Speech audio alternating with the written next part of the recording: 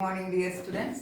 Last class we discussed about the classification of colloids. In that, the last one was associated colloids or micelles. We know associated colloids means some substances at lower concentration they will act as normal electrolytes, but at higher concentration they associated to form colloids or micelles. Okay, so that is why they are known as what? Associated colloids or micelles. Okay, so today I am going to explain how the associated colloids are or micelles are formed. That is why the name mechanism of micelle formation. Okay, so mechanism is how it is happening, how the micelles are formed. So we know the examples for associated colloids or micelle formation is soaps and detergents in water at higher concentration. When soaps and detergents dissolved in water at higher concentration, they form micelles or associated colloids. Okay, how it is happening means soap, the main component of soap is sodium stearate. What is the main component of soap? Sodium stearate. Okay, what is the formula? C17H35COONA. 17 carbon atoms are there and 35 hydrogen and COONA group is also there. Okay, so that is sodium stearate. Okay, this sodium stearate, the structure of sodium stearate is, I mentioned here, you can count here 1, 2, 3, 4, 5, 6, 7, 8, 9, 10, 11, 12, 13, 14, 15, 16, 17. So C17. And if you are counting the hydrogen atom, it will be 35. Okay. Then C double bond O Na. That O minus and Na plus, because it will be dissociating as which one? Ions. That is why I mentioned here O minus CO minus and Na plus. Okay. So this is the sodium structure of sodium stearate. Okay.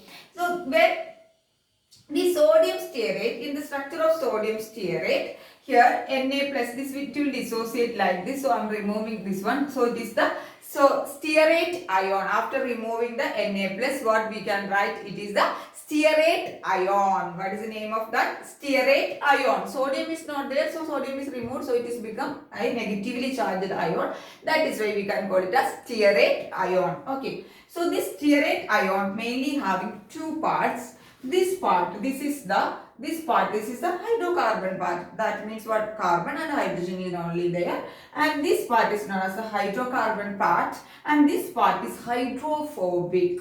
Hydrophobic means what? Water insoluble. So the stearate ion is having two parts. The first part is hydrocarbon part and it is hydrophobic. Hydrophobic means what? It is insoluble in water. Okay. And the second part here, it is carboxylate ion. Carboxylate ion means COO minus. Okay, the structure is C double bond O minus. So this is CO. Simply we can write COO minus ion, and it is known as carboxylate ion, and it is hydrophilic. Hydrophilic means what? It is soluble in water. Okay, so the stearate ion is having two parts. First one is the hydrophobic hydrocarbon. So that hydrocarbon part is hydrophobic, and the second one is hydrophilic carboxylate ion. Clear?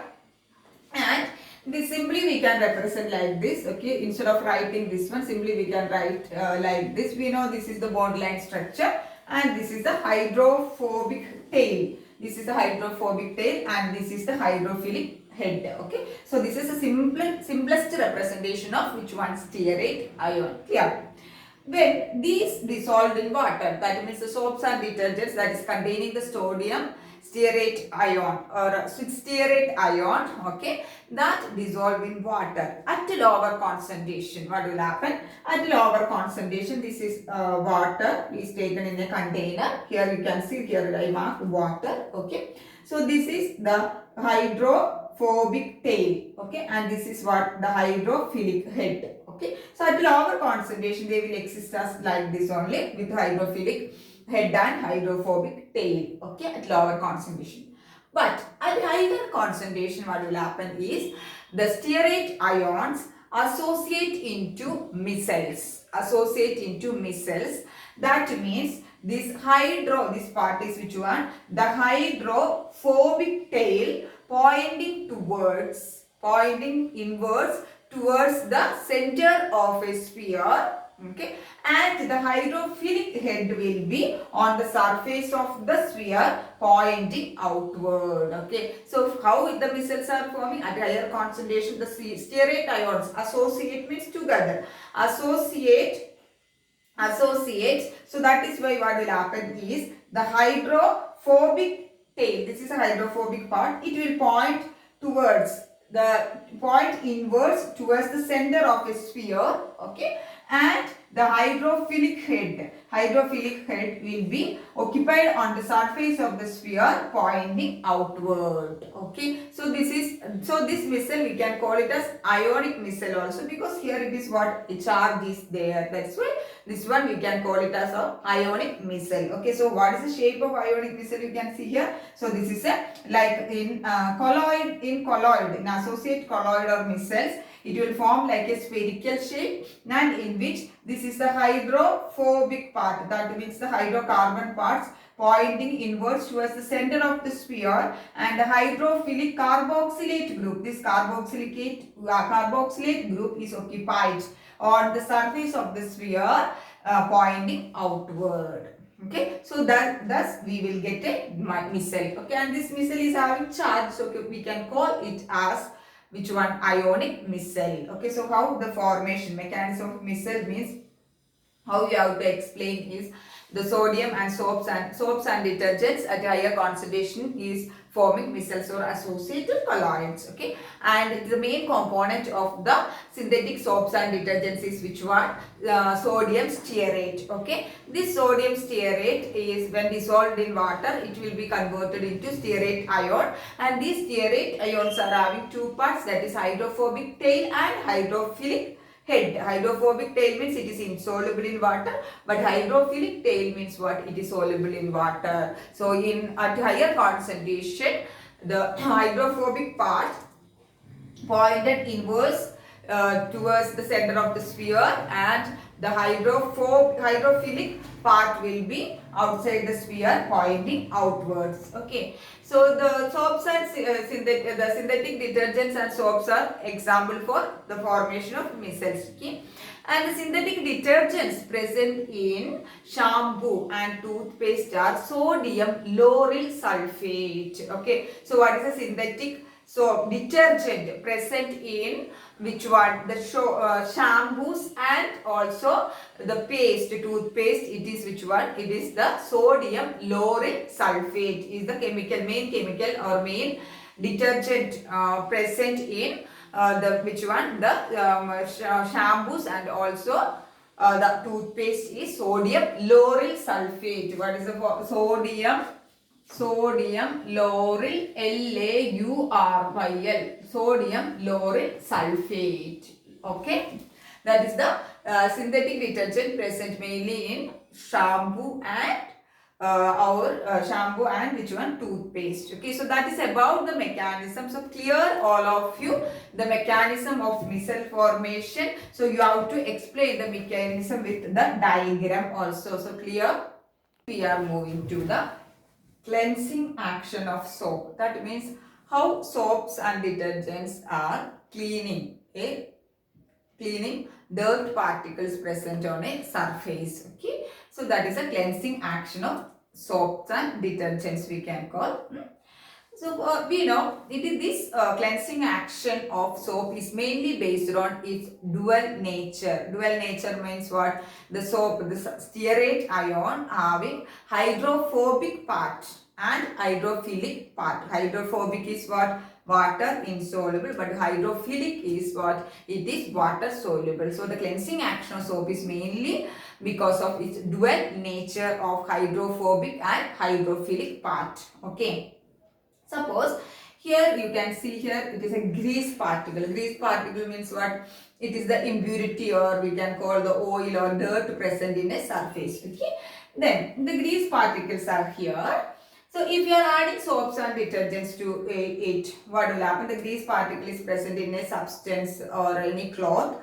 It is inside the water. Suppose it is inside the water. So if you are adding soaps and detergents to that, what will happen is, we know the non-polar part. Non-polar part means what? The hydrophobic tail of the soaps are insoluble in water, but they are soluble in what? Other substances like non-polar substances like grease, oil, etc. They are soluble. Okay. So what is the point? The hydrophobic tail of the soaps, they are soluble in where? In grease and oils, because they are also which one? Non-polar. But these are insoluble in water, but they are soluble in grease, oil, etc. because they are non-polar. So what will happen is, the soaps and detergents is there. The non-polar tail, this part will dissolve in grease. So you can see this is our grease. Okay. So when added soaps and detergents to that, this non-polar tail is dissolved in that grease. But this one is what? Polar which one? The carboxylate ion. They are soluble in water. They will be standing outside like this. Okay. So this is the which one? Our carboxylate ion, and they are soluble in water, and they will be outside. And this one outside means they will not soluble in grease. Okay, they will be on the surface of the grease. Okay, but the other thing, that is the non-polar hydrophobic tail, that will be soluble in the grease. Okay, so when enough soap molecules are there, that means the concentration is increased. So what will happen? The micelles will form. Okay, or associated colloids will form like this. You can see here. So this is formed. This is our which one? The hydrophobic part. This is our hydrophobic part, and this is our hydrophilic carboxylate ion. Okay. So what will happen is, we know this carboxylate ion is dissolved in water, because it is inside the water. This grease, that is a cloth or dirt particle is there. Okay. So what will happen is, this part will be soluble in water. Okay, so here soluble in water, and these particles, that is the carboxylate ion or polar parts, pull the, what will happen? It will pull the hydrophobic part. It is outside the micelles, no? The outside the sphere. Okay, so what will happen? Here we know the hydrophobic part, with which one is there? Grease is there, because they are dissolved in grease. Okay. And what will happen? This one is the hydrophilic part in water. They will pull the hydrophobic part along with the dirt particles. Why it is dirt particles or grease particles? Because this part is soluble in grease. So here grease is there. Grease with which one is there? Hydrophobic part. So this hydrophilic or carboxylate part, it will pull the hydrophilic part, and hydrophilic part will come along with which one? The grease particle. So we can remove the grease or dirt particles from the surface of any substance or cloth. Clear? Okay. When this dissolve, what will happen? When the hydrophilic part, the hydrophobic part, that will dissolve in the grease or dirt particles. Okay. So enough concentration is there,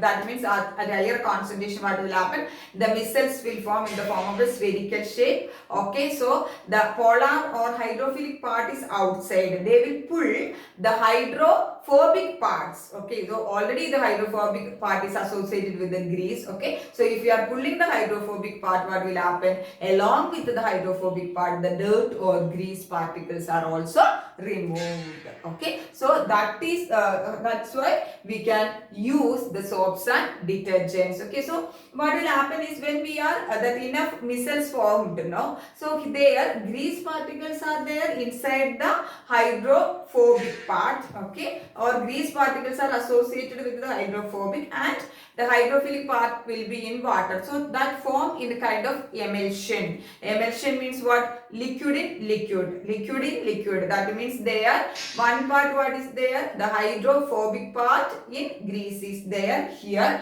and here one part what is there? The hydrophilic part in water is there. So they will form an emulsion. Okay, so the hydrophilic part pull the hydrophobic part. So along with the hydrophobic part, what will come out? The grease or dirt particles will come out because they are dissolving this, they are associated with the hydrophobic part, or hydrophobic part is dissolved in the grease or dirt particles. So clear all of you the cleansing action of soap. So the cleansing action of the soap is mainly based on which one? The dual nature of dual part, that is hydrophobic and hydrophilic part of the soaps and detergents. Okay, so what will happen when they dissolve in water, or how they are removing the dirt particles? With the diagram you have to explain. This is grease or dirt, and what is happening when they are dissolving in soaps and detergents. Then after that how they are removing. We are moving to the preparation of colloids. Okay, methods of preparation of colloids. Many methods are there. First one is chemical method. Okay, in chemical method, different methods are we following in the chemical methods, like oxidation, reduction, hydrolysis, etc. So first one is in chemical method, first one is double decomposition. Just you have to know, not very much important, just you have to know example for one example for each chemical method. So first one is double decomposition. Okay, for example, for the preparation of arsenic sulfide colloid or arsenic sulfide salt. Colloid salt means it is a type of colloid, no? Arsenic sulfide. We can pass arsenious oxide, cold solution of arsenious oxide through hydrogen sulfide, or hydrogen sulfide is passing through arsenious oxide, we will get arsenic sulfide colloid or arsenic sulfide salt. That is an example for double decomposition. Okay. Next is by reduction. Okay, so gold, platinum, silver, etc. Their colloids are preparing by reduction of their salt solutions. Okay, using formaldehyde, phenyl hydrazine, etc. as the reducing agent. Okay, so how it is? Some gold, silver, platinum, etc. Their colloids are prepared by the reduction of colloidal by the reduction of salts of the salt solution. Okay, salt solution using formaldehyde, phenyl hydrazine, etc. as the reducing agent. Here, for example, gold colloid or gold salt we are preparing. We are taking its salt, that is means gold chloride we are taking. Okay, and it is reduced using the formaldehyde. So its solution, aqueous solution, that is why it is AuCl3, water is written. Okay, so their corresponding metal salts, gold means gold, its metal salts. Okay, in solution we have to reduce due to reducing agent like formaldehyde, etc. We will get the corresponding colloid or salt. For this is one example. Then by oxidation. Oxidation means, for example, sulfur salt is prepared by bubbling gas, sulfur dioxide gas, through H2S solution in water. That means H2S solution, H2S dissolved in water, that solution we have to take and we have to pass sulfur dioxide. Then we will get which one? The sulfur salt. That is an example for oxidation. Then by hydrolysis. By hydrolysis means, for example, ferric hydroxide colloidal solution is obtained. It is obtained by passing, what is that? By adding ferric chloride. Ferric chloride, it is a salt of that one, no, ferric chloride into the boiling water. So when ferric chloride is added to boiling water, that means hydrolysis is happening, water is combining, no? So ferric chloride is added to boiling water, we will get ferric hydroxide salt or colloidal particles. So these are the main chemical methods of the preparation. So clear all of you the chemical methods, just you have to know example for each one. So clear all of you. Next method is electron disintegration method or Bredik's arc method. Very important 3-mark question. So electron disintegration method or Bredik's arc method. Okay, this method is mainly based on dispersion and condensation principle. We know what is dispersion and condensation. Okay, so condensation means what? Vapor is converted to liquid state, that is known as what? Conversion. Okay, then this method is mainly used for the metal colloids, for preparation of metal colloids like silver, gold, platinum, etc. Silver, gold, platinum, etc. And this is the apparatus setup for this Brady's arc method. So here you can see two metal electrodes, this one and this one. Is two metal electrodes are separated by an electric arc, or the electric arc is stuck in between two metal electrodes. Which metal you are going to, which metal colloid or metal soul you are going to prepare, you have to take the electrodes of that same metal. For example, if you are going to prepare gold colloid or gold soul, you have to take the electrodes. Which electrodes you have to take? The gold as the electrodes. If you want to prepare silver soul or silver colloid, you have to take silver metal as the electrode. Okay. So an electric arc is struck in between two metal electrodes, and this is surrounded by a dispersion medium, that is mainly water plus alkali is taken here. So electric arc, and it is kept in or it is surrounded by the dispersion medium, that is a mixture of water plus alkali. Which alkali? Using KOH. Okay. So here you can see here which one is there. Here this is the water plus alkali, that is taken as the dispersion medium. Then this is surrounded by, this dispersion medium is surrounded by freezing mixture, that means ice plus salt. Okay, so this is surrounded by freezing mixture. Here you can see this is ice plus salt. So what is the apparatus setup? An electric arc is struck between two metal electrodes. Which metal you are going to prepare? That metal electrodes, and it is dispersed. It is surrounded by a dispersion medium with water and alkali. Okay, and it is surrounded by, and this dispersion medium is surrounded by a mixture, freezing mixture, that is ice plus salt. Clear the apparatus setup.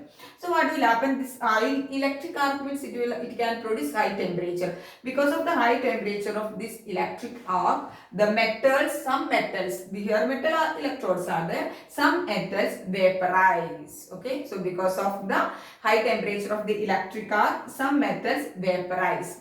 That vapors condense into the size of colloidal particles, and we will obtain them into which one? From their dispersion medium. So what is happening? Because of the high temperature of the electric arc, some metals vaporize. Okay, that metals condense means condense and cooling the size of colloidal particles, and they will dissolve, or they will dissolve in which one? This dispersion medium. Okay, so here the dispersion medium we will get which one? That gold means gold soul we will get. That soul or colloidal particle are stabilized by the alkali. Okay, we will get the colloidal soul here, which we will get the metal soul here or metal colloid here, that we can stabilize. For stabilization of that, the alkali present in the dispersion medium will help.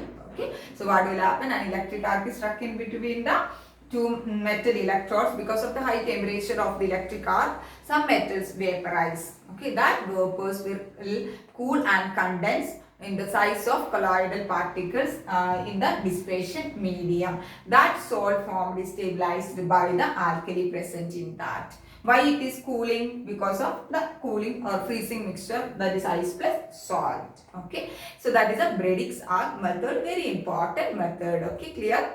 Next, last method is peptization.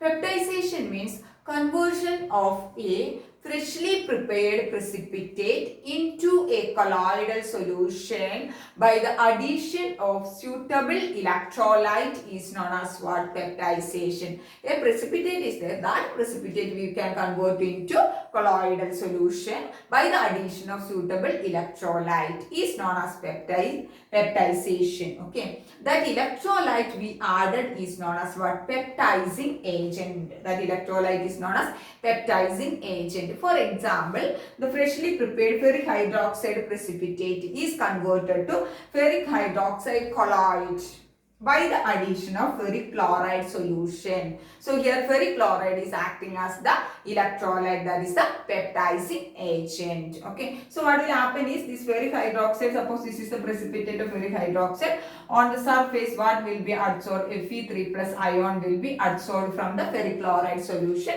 So here also ferric hydroxide is also having positive charge, here also positive charge. Because of that, what will happen?